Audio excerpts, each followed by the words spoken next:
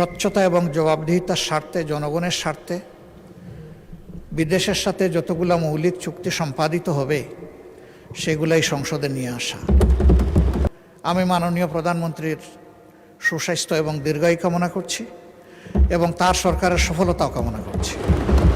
জনাব মির্জা ফখরুল ইসলাম মাননীয় মন্ত্রী এবং সংসদ সদস্য যে প্রস্তাব উত্থাপন করেছেন আমি তাকে সমর্থন করছি। এই দেশ আমাদের সবার, আমরা সকলেই স্বাধীন পররাষ্ট্রনীতির কথা বলে থাকি। আমরা সত্যিকার অর্থেই একটা স্বাধীন পররাষ্ট্রনীতি দেখতে চাই, বাস্তবায়ন করতে চাই। এই ক্ষেত্রে বিরোধী দল হিসাবে আমাদের যেটুকু করণীয়, আমরা সরকারকে আশ্বস্ত করছি যে আমরা সকল সহযোগিতাই করব। সব কিছুর উপরে আমাদের প্রিয় দেশ যে দুটি দেশ সফরের মধ্য দিয়ে তার সরকারি সফর শুরু হলো, দুটি দেশই আমাদের দীর্ঘদিনের বন্ধু এবং তারা পরীক্ষিত বন্ধু। তবে এটি ঠিক যে বাংলাদেশ একটা ইম্পোর্ট বেসড কান্ট্রি। আমাদের এক্সপোর্টের চেয়ে ইম্পোর্ট অনেক বেশি, ব্যবধানটা অনেক বড়। আমাদের এক্সপোর্টের মূল দুইটা খাত, একটা হচ্ছে রফতানি, আমরা যেটা আরএমজিতে করে থাকি, আর একটা আমাদের ম্যান পাওয়ার, আমি রপ্তানি বলি না, তাদেরকে আমরা পাঠিয়ে থাকি। এটাকে ডাইভার্সিফাই করার যথেষ্ট সুযোগ আমাদের রয়েছে। তার জন্য দরকার শর্ট, মধ্য এবং দীর্ঘমেয়াদী প্ল্যান। আমি আশা করি যে মাননীয় প্রধানমন্ত্রী তার সফরে এই বিষয়গুলা মাথায় রেখেই তিনি দুইটি দেশের সাথে আলাপ আলোচনা করেছেন। যেহেতু আমরা সংসদীয় গণতন্ত্রের রাজনীতিতে আছি, খুবই ভালো হয় স্বচ্ছতা এবং জবাবদিহিতার স্বার্থে, জনগণের স্বার্থে বিদেশের সাথে যতগুলো মৌলিক চুক্তি সম্পাদিত হবে সেগুলাই সংসদে নিয়ে আসা। এই 350 মানুষই কিন্তু 18 কোটি মানুষ বা 20 কোটি মানুষের প্রতিনিধিত্ব করছেন।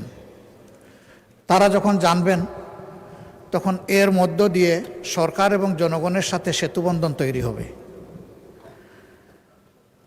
এটা আমরা সবাই বলি, সবাই চাই যে আমাদের রিলেশন হবে মিউচুয়াল রেসপেক্ট এবং ইকুইটির ভিত্তিতে। আমি আশা করি তিনি সেই সতর্কতা অবলম্বন করেছেন। আমি এও আশা করি যে আমাদের স্বাধীন ফরেন পলিসিতে কেউ হস্তক্ষেপ করুক, এটা আমরা কখনো মেনে নেব না। দেশের স্বার্থ আগে, তারপরে অবভিয়াসলি কারো সাথে আমাদের চুক্তি যাই হোক সেটা হবে মিউচুয়াল ইন্টারেস্টের ভিত্তিতে। আমরা কাউকে ক্ষতিগ্রস্ত করতে চাই না, কিন্তু আমরাও ক্ষতিগ্রস্ত হতে চাই না। এই ভারসাম্যটা রক্ষা করেই আগামীর পলিসি যেন পরিচালিত হয়। আমি মাননীয় প্রধানমন্ত্রীর সুস্বাস্থ্য এবং দীর্ঘায়ু কামনা করছি এবং তার সরকারের সফলতাও কামনা করছি। শুধু এতটুকু যে এই সংসদ যেন সকল কর্মকাণ্ডের মূল কেন্দ্রবিন্দু হয়। সংসদকে বাইপাস করে যেন কিছুই না হয়, সব কিছু হোক সংসদের ভিতরে। এই সংসদ আলো ছড়াক। আগামী দিনে জনগণ, সরকারি দল, বিরোধী দল সকলের কার্যক্রমকে তাদের অ্যাকাউন্টে নিয়ে তারাই তাদের সিদ্ধান্ত নেবে। এখানে সরকারি দল সকল ক্রেডিট নেবে আর বিরোধী দল সব কিছুতে বিরোধিতা করবে। আমরা ব্যক্তিগতভাবে এবং দলগতভাবে আমরা এই কালচার সমর্থন করি না। সরকারি দলকেও বিরোধী দলকে সম্মান করতে হবে, আর বিরোধী দলেরও দায়িত্ব থাকবে দেশ গঠনে তার জায়গা থেকে যথাযথ ভূমিকা রাখা। সবাইকে ধন্যবাদ। আমি এই প্রস্তাবকে আবারও সমর্থন দিয়ে আপাতত কথা শেষ করলাম। আল্লাহ হাফিজ। আসসালামু আলাইকুম রহমতুল্লাহ।